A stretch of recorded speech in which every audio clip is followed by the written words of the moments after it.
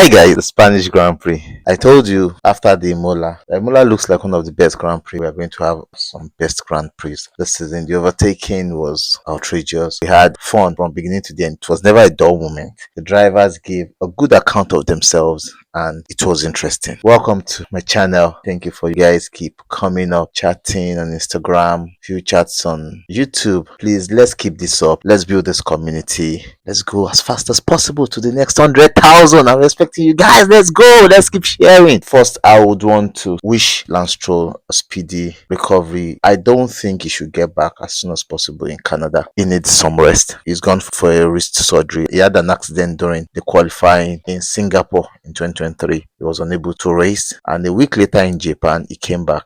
They said he was okay. Early in 2024 in Saudi Arabia, that same injury reoccurred, but struggled through it all through 2024, and we thought he's gotten better, but now he's looking as if it is really impeding him from a good race. I wish him great operation and a quick recovery so that he can come back quickly, but I don't think he should stress himself coming back as soon as Canada yet. And to Yuki Tsunoda, that to start from the pit lane. Why? Because he had a total front suspension reshape. Red Bull on my radar. I've been looking for information and I'm tired of getting information because it keeps looking as if Red Bull are sacrificing drivers for championship. I heard an interview of Mark Webber when he accused them of sacrificing him for Sebastian Vettel then while he was racing in Red Bull. There were times in which later they got to know that his chassis was broken. There are times in which he would tell them this is what he wants and they don't give him that. You know, a lot of allegations. But what is really wrong with Lando Norris? Some media are saying is the second seat of Red Bull cost. I disagree 100%. I watched Max Verstappen, Daniel Ricciardo race for 2 years before they had that breakout in Azerbaijan. There's nothing wrong with the second seat then. The two drivers were enjoying the car.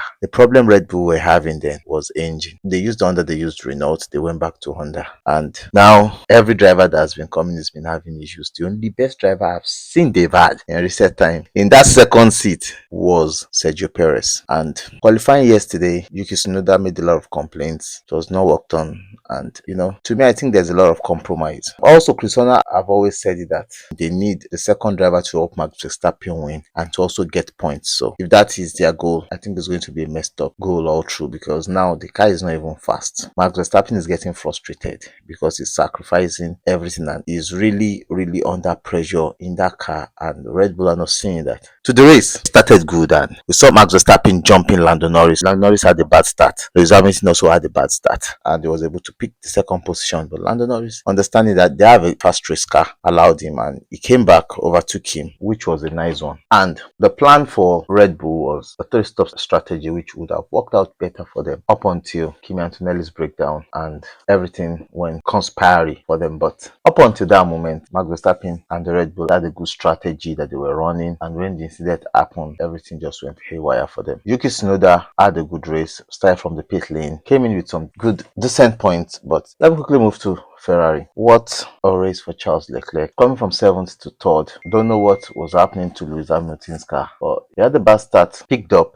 was not running fast enough, had to give his place to his teammate, was still not doing well on the first stint. Second stint was worse, third stint way worse, and by the time the safety car came out, it was more worse for Lewis Hamilton. And you are looking at it and you're looking at the race, you're looking at Ferrari, you're looking at Lewis Hamilton, you start asking yourself, what is wrong with Lewis Hamilton and Ferrari? They are just everywhere. A simple Spanish race, they could have gotten huge maximum point. They messed it up.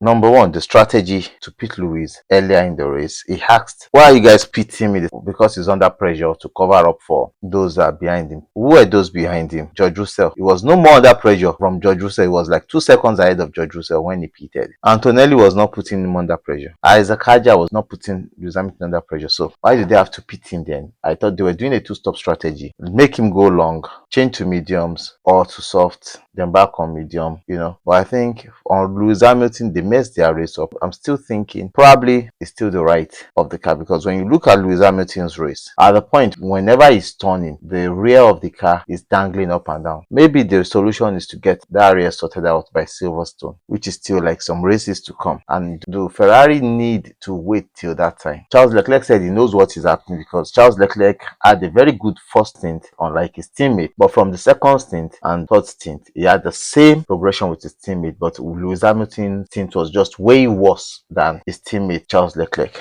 And he said he thinks he knows. Let's see if what Charles Leclerc knows will solve the problem. But I think it's a very, very indecent race for them. Though they got points, like I said, in Monaco, there's a probability that they would be ahead of Mercedes, in which now Ferrari are in second position on the Constructors' Championship. That is where Ferrari deserves. Mercedes are seeing it that everything they've achieved up until now is a farce. It's nothing. They don't deserve it. I said it a long time ago. Mercedes are just lucky.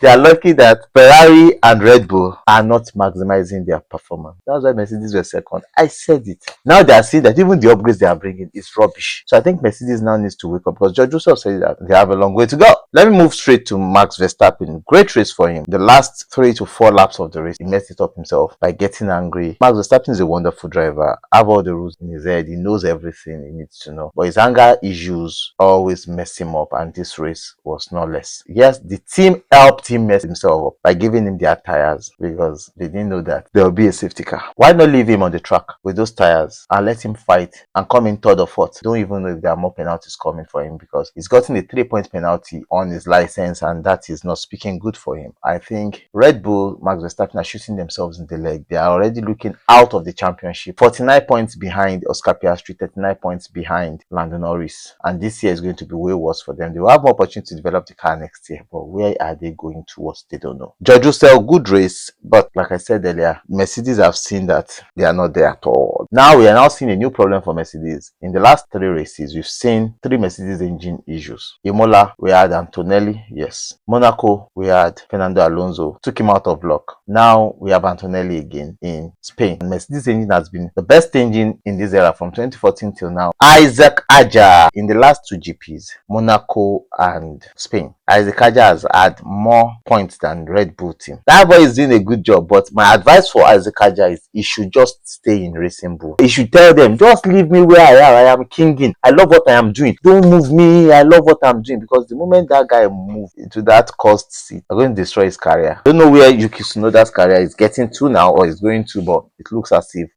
he's not really going anywhere. Liam Lawson was on a collision course today. From the beginning of the race to the end of the race, he was just colliding with everybody, breaking Carlos Sainz's wings, forcing drivers off. It's just showing the feisty side of him more. I don't think that is what Racing Bull needs, because Racing Bull needs a driver that his head is straight. I know it's coming from a turbulent time, but he needs to get himself straight, because it's not working well for him. I think he has a lot to do on that. To Nico Hülkenberg, beautiful race for him. Coming home 5th. On low fuel, they were fast, and overtaking Lewis Hamilton to come up ahead of the Ferrari is a great thing for Nico Hülkenberg and for Sauber. What a race for them. And to Fernando Alonso, hallelujah! Fernando Alonso needs to go to church today to celebrate, because finally, in the night race of the season, Fernando Alonso has gotten points. Fernando Alonso, congratulations. It's not easy. Being his home race, struggled all through, came on with great points. For Williams, not a good point. I think they got their best points in Monaco, but now 2 cars out of the points. Alex Albon getting brushed off by Liam Lawson, losing out on point, DNF for him, and his teammate coming without points after the whole fight. It's not a good race for them. The only DNFs we have in the race were Antonelli and Alex Albon. Well, others tried, but Toledo gave it. Bierman, they gave us great overtaking, great fight. Pierre Gasly, good points for him. His teammate Colapinto gave us some good, decent fight, but it was quiet all through the race. This gave us beautiful opportunity to see how good it is to race on a track in which we can have more overtake. And I think a lot of these teams would have learned from this track to know what they are doing. They have just few days to go back to simulator, see what they are doing and what they need to do, what they need to bring to Canada. But Canada race will be great. And I also want to use this to tell Ferrari to always implore Lewis Hamilton to go on simulator, because he's not used to simulator. All these young drivers are going on simulator and they are gaining track time. They need to get him on simulator so that they can improve